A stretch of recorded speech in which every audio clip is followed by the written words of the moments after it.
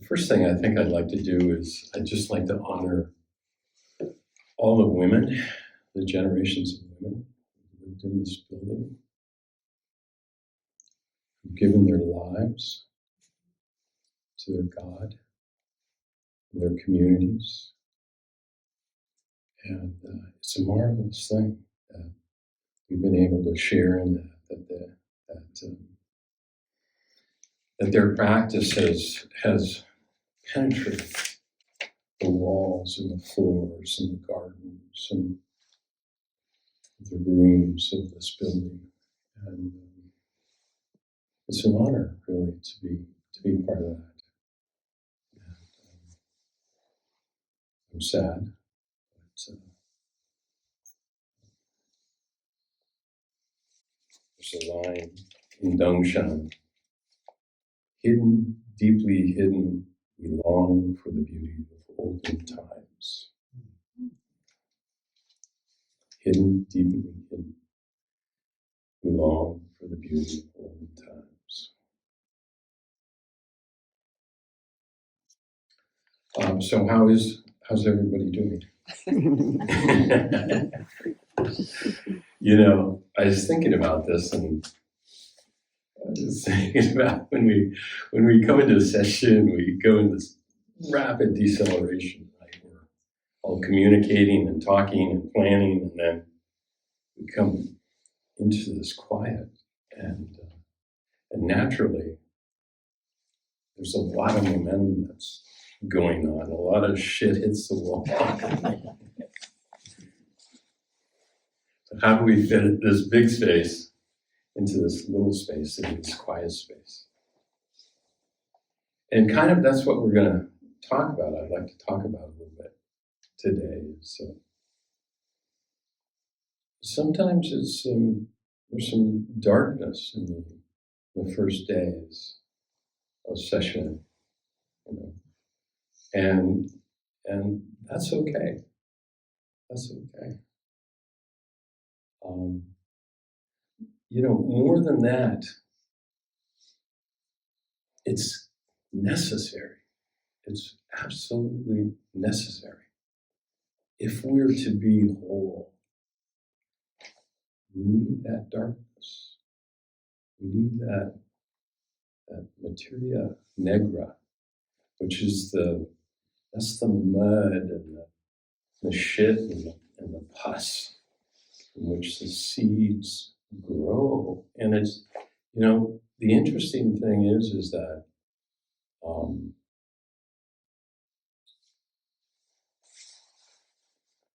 awakening is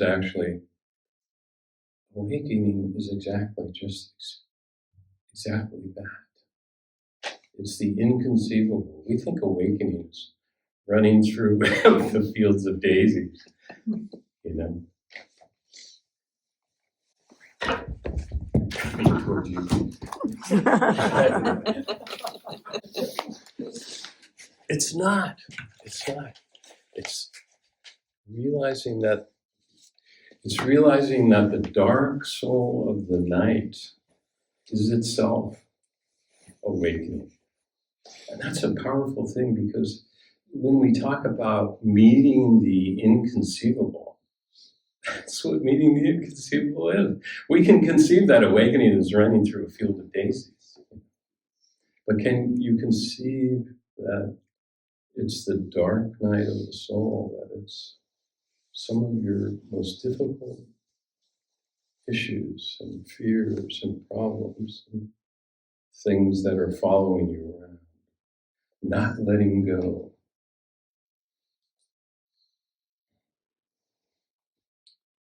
Yeah, that's what awakening is. So we heard the first verse from Dongshan yesterday, and it was really beautiful. I too love that verse, and we end warming ourselves near the fire. But it's interesting, the first of the 5 verses talks about darkness. It's like the first days of sesshin. After the third watch, after midnight, in the deepest, deepest dark of night, before the light of the moon comes up, you will meet someone whose face you do not recognize. But don't be concerned about that. Don't be concerned about that. That's okay. That's Sham's verse, the first verse. I watch my dreams before session, first couple of weeks of session. I had a couple of dreams, and I'll tell you the dream. And,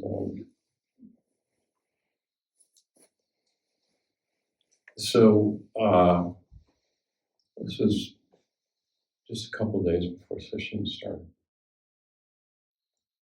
And, I was in a room, kind of like this room, with people moving around, and with I was with a teacher, a young teacher. He was kind of a junior teacher when I knew him, from Southern California. I don't mention his name because I went and looked him up on the website. It costs $400 if you want to talk to him for a half hour. So I'm afraid of copyright issues. But at any rate, brilliant, and energetic, and all that. So we were in a room talking, and he said, I really shouldn't have. I haven't seen this guy. I haven't seen him in 30 years. I really shouldn't have chosen that person as a liaison. It didn't work out. And I thought, and the implication was I should have chosen you 30 years ago. I thought, dude, you don't even know me. How many thousands of people have gone through your center in the last 30 years? Although I was a bit flattered. And then we moved locations, and we were sitting kind of between a quiet road and a creek, and the creek had rocks in it. There was clear water running over. And we were sitting there, and I said, I had a dream about your senior your teacher, also from Los Angeles, Maizumi. She passed away in 1995. And this was when I was just made sensei at PZI. And in the dream, we were in a zendo, and it was all dark, and it was sort of like subterranean. It's like half covered, small high windows kind of. And the zendo was dark. It was kentan first, which when we go around, that's called in Japanese kentan. And so the roshi came in, and it was filled with monks, in black robes, and there was one empty seat in the whole zendo. And Maizumi came over and he sat right next to me. And I took that as a kind of an affirmation. Like it's okay. It's okay if you teach. Kind of thing.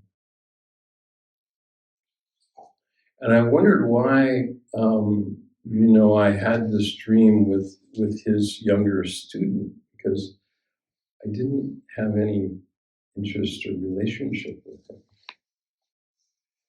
Except that he passed me on the koan, mu or no. And, it was kind of like a one-day stand in a way. We did a couple of sessions together, but I never kept in contact or was interested. going further. And then I went back to Japan and I started doing more koan work with Yamada Koun, who I was interested in. And so I thought about that dream and I thought, what does this dream mean? And my first thought was, maybe it's linked. There's these links, like I'm linked to that young teacher, he's linked to Maizumi, and Maizumi is linked to Yasutani, and Yasutani was linked to Yamada, and Yasutani, and so many teachers in the United States. And I kind of played with that for a couple of days, and somehow it didn't have an awful lot of power, for me. And then I sat down with a friend and talked about the dream yesterday. And kind of an alternate interpretation came out. And it was maybe going into sesshin, you're not feeling confident. You're not feeling essentially whole. You're not, maybe it's an indication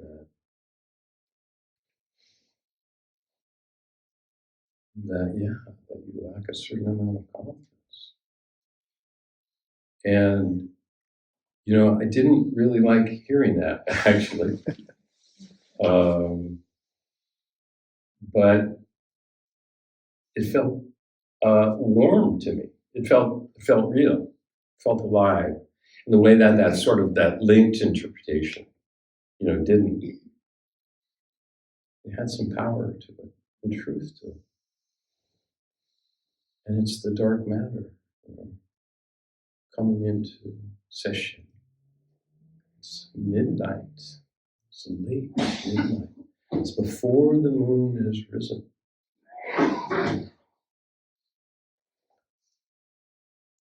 And I hear that in the dokusan. People coming in, a number of people.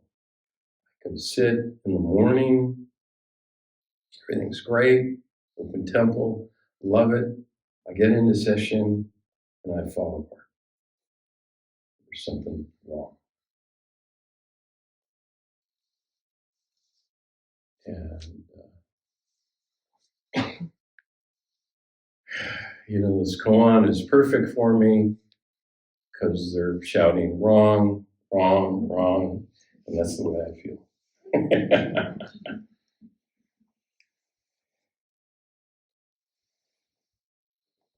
This is the dark matter of sesshin, coming in sesshin. And we really need that dark matter. We really need that dark matter because if we're to be whole, we can't just be the light. It's got to be the darkness. Yunmen, really interesting interpretation of his poem. He says that there's a light that shines in all of us. So he's saying there's a light that shines in all of us. But it's dark and dim. And we can't always see it. What is that light? What is that light? He says, kitchen, pantry, and temple gate. What, kitchen, pantry, and temple gate? Aren't you going to give me some wisdom, dude? That is the wisdom. Isn't that something? That is the wisdom. That this stick is the wisdom. Actually, this is 5-year anniversary from the Kincaid fire. And this is some manzanita that survived the fire. And a friend finished it for me. It's a beautiful stick. Beautiful reminder. Maybe some dark matter. there's, a lot of koan examples of darkness and of really teachers trying to maybe shake you a little bit. I was talking about the muku walks into a teacher named Jon Joseph, walks around him, 3 times, shakes his staff. And the teacher says, correct, yeah, you got it. And then he goes to Nanchuan, walks around him, shakes his staff. He's got rings on his staff when they go on pilgrimage to warn the animals that they're coming. And he says, no. Nanchuan says, no, you don't got it. Wrong. He says, incorrect. He said, well, the other guy said I was correct, and you're saying I'm incorrect. And Nanchuan said, now you're saying I'm incorrect. And Nanchuan says, well, the other guy was correct, but you're incorrect.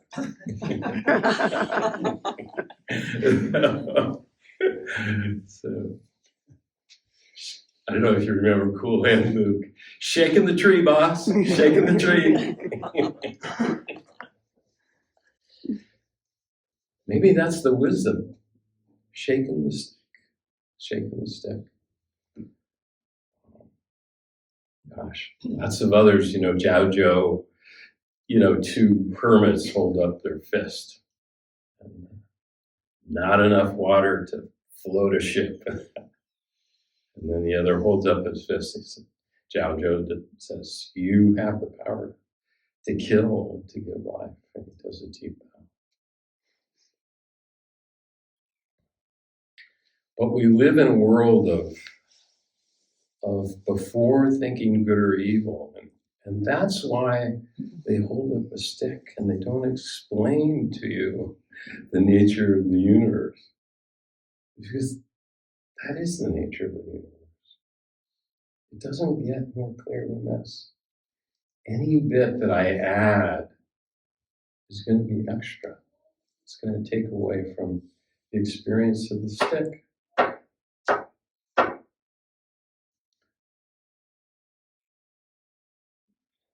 And there are lots of goods as well. In the poems. Every day is a good day. Chongqing again was, somebody asked them, they were talking about chickens picking and pecking, the mother hen picks and the baby hen pecks, and the idea is you get the chick safely out of the shell. And of course, the chick is the student, the mother hen is the teacher. If you pick too soon, you pick too late, whatever. If you pick 10 kalpas too soon, too soon for what? Anyway, a student asked him, what is it when the mother, picks? Oh, that's good news, it's good news. What is it when the chick pecks? Oh, her face is revealed. It's beautiful. Could you imagine her face is revealed? And that made me think of a face koan, really. It's a little bit of a shaggy dog story. It's about weaning, and his whole story is told in the Platform Sutra and in some of our koan books and pieces of the story. But he was just a layman, and his father had died, and he moved with his mother, and he was making a living. He was uneducated, making a living selling firewood. And a monk passed by and quoted the Diamond Sutra. just called it out. And with that, he had some opening. And he said, "Where is your teacher?" And he said, "Oh, he's 300 miles away." No problem. And Wei Ning right there said, "Okay, Mom, I'm going to hand you off to the relatives," which is a big, big deal in China. You know, it can't have been an easy, light decision for him. It had to have been dark, very difficult decision for him. And he went to visit the teacher. And 1,500 students or so. So the teacher says, the teacher is rude. He says, "Well, why are you here?" You know, and he says, "Oh, well, I want to become a Buddha." "Hmm. Well, where are you from?" He said, "Well, I'm just a farmer, from the South." The guy says, "You're a farmer from the South? You're a barbarian." Fill in the present day blank, right? You can't realize Buddha nature. And Wei Ning said a really interesting thing. He said, people may be different, north and south, but their Buddha nature knows no north or south. And so the teacher kind of went, kind of liked him, so sent him to thresh rice. And then they had a contest, a poem contest. Hong Jian is going to retire, looking for a successor. Wei Ning, who can't write, writes a poem.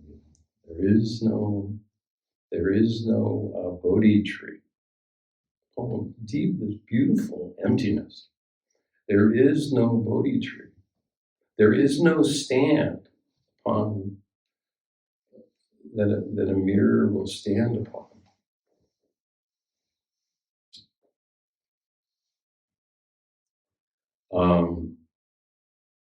In all the universe, there's not one thing. I have that kanji, that character in Yamada wrote for me. So how is it possible that there could be anything but this?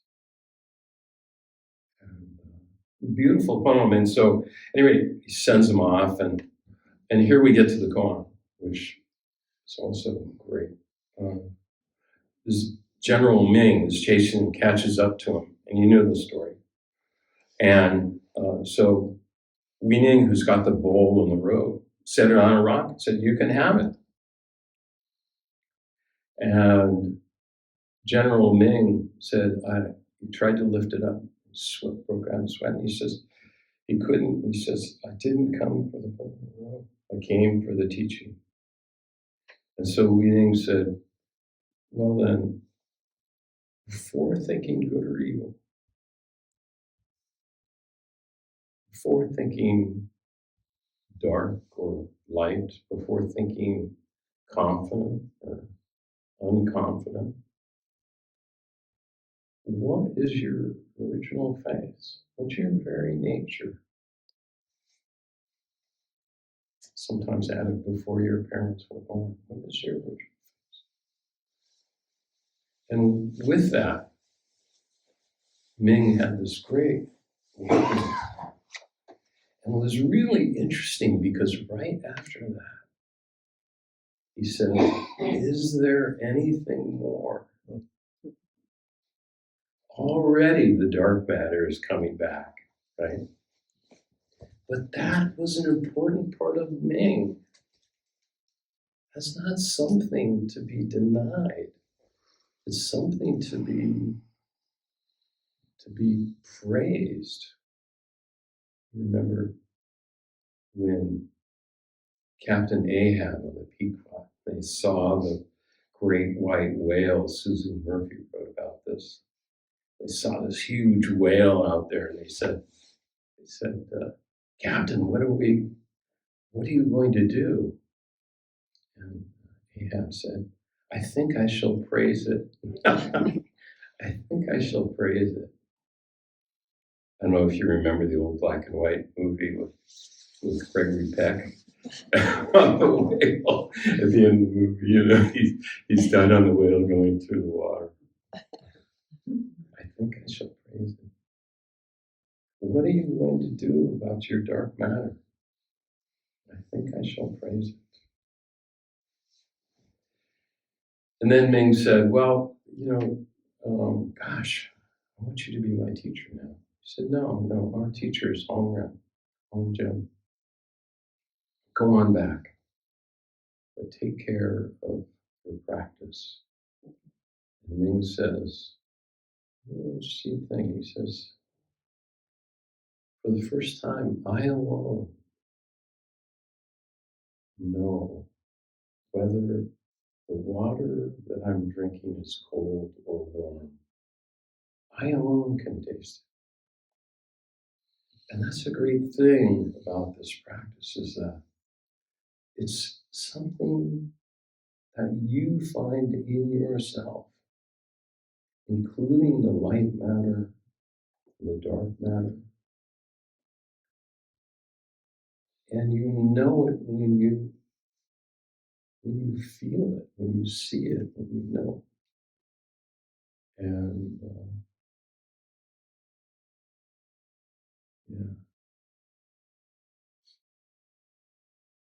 so praise it, praise it. Machado had a great poem. He starts off, as you know. Last night, as I was sleeping, I dreamt, oh, marvelous error. I dreamt that water was pouring from my spring, was breaking out in my heart. Oh, water, are you coming to me?